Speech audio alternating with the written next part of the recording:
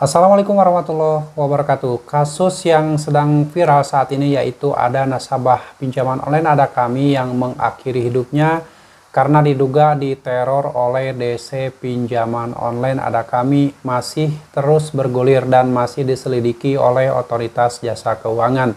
Dibuktikan dengan dipanggilnya pihak Ada Kami oleh otoritas jasa keuangan dan juga hal ini melibatkan Kominfo, bahwa Kominfo akan memblokir pinjol Ada Kami kalau ternyata terbukti melakukan pelanggaran-pelanggaran. Sampai saat ini pihak Ada Kami setelah dilakukan pemanggilan oleh otoritas jasa keuangan mengklaim bahwa nomor telepon yang dipakai oleh oknum DC pinjaman online tersebut tidak terdaftar di sistem pinjol Ada Kami. Alhasil, hal ini tidak bisa dibuktikan kalau itu adalah berasal dari pinjol Ada Kami. Ini merupakan hal biasa ketika ada kasus yang mengakibatkan orang mengakhiri hidup dan melibatkan salah satu pinjol besar, itu ada kemungkinan tidak akan pernah selesai dan tidak akan pernah bisa dibuktikan, karena itulah namanya pinjaman online. Ketika ada korban yang berjatuhan dan ketika OJK menyelidiki kasus ini, justru pihak pinjolnya mengklaim bahwa itu bukan dari pihak mereka. Perlu Anda tahu, saya selalu membahas seputar pinjaman online, seputar edukasi pinjaman online untuk nasabah-nasabah yang saat ini sedang ketakutan karena mengalami telat bayar dan gagal bayar di pinjaman online. Tujuan saya adalah mewakili kalian semuanya, beribu-ribu nasabah pinjaman online yang sudah merasakan yang namanya dicaci maki, dihina, diintimidasi, diprovokasi, dan harga dirinya udah diinjak-injak oleh DC pinjaman online. Saya pernah merasakan harga diri saya dihina-hina, dipermalukan, dicaci maki, disebut-sebut kata-kata binatang oleh oknum DC pinjaman online legal. Dan saya berusaha mengedukasi kepada masyarakat luas agar kalian jangan sampai terganggu dengan semua cara-cara penagihan yang dilakukan oleh DC pinjaman online manapun.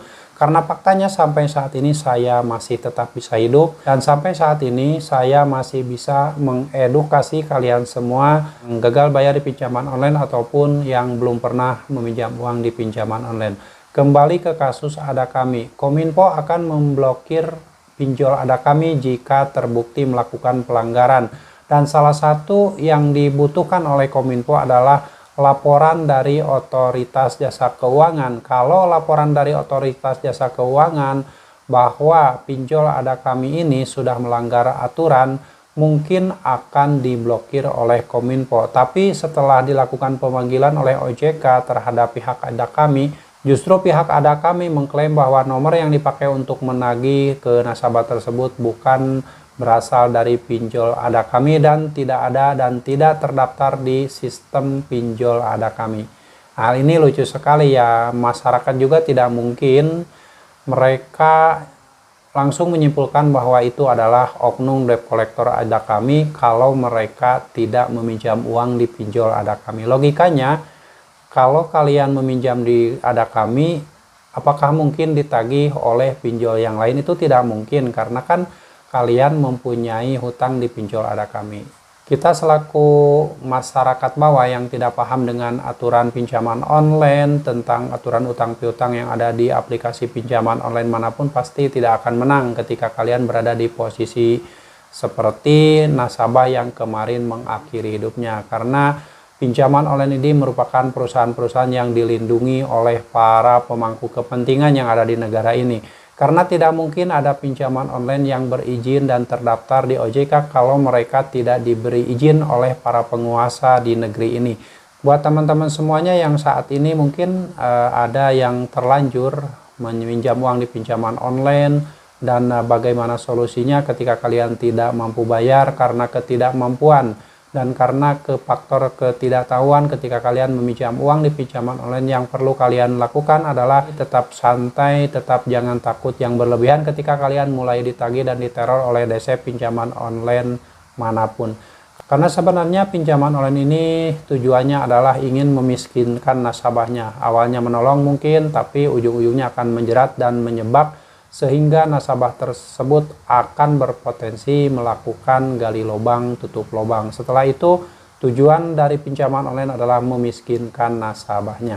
Buat teman-teman semuanya yang saat ini belum pernah mengenal pinjaman online, berhati-hatilah terhadap bahaya pinjaman online yang akan mengintai kalian ketika kalian mencoba dan penasaran meminjam uang di pinjaman online.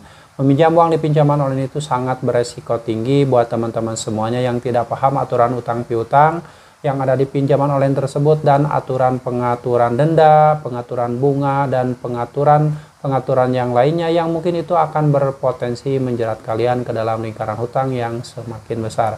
Semoga sharing ini bermanfaat, dan sekali lagi kalau kalian saat ini sudah terlanjur meminjam uang di pinjaman online, tetap tenang, tetap santai, jangan sampai takut yang berlebihan. Yang terpenting yang namanya telat bayar dan gagal bayar di pinjaman online itu resikonya hanya satu, yaitu mungkin data-data kalian akan bermasalah dan tidak bisa lagi meminjam uang di platform manapun. Yang terpenting kalian jangan mengandalkan solusi dari OJK, jangan mengandalkan solusi dari pihak pinjaman online ataupun pihak manapun, karena sebenarnya solusi ketika kalian telat bayar dan gagal bayar di pinjaman online itu ada di pikiran kalian sendiri. Seberapa mampu kalian menghadapi semua penagihan-penagihan ketika kalian terpaksa gagal bayar karena ketidakmampuan untuk membayar utang di pinjaman online. Semoga sharing ini bermanfaat. Sampai jumpa lagi di video saya selanjutnya. Wassalamualaikum warahmatullahi wabarakatuh.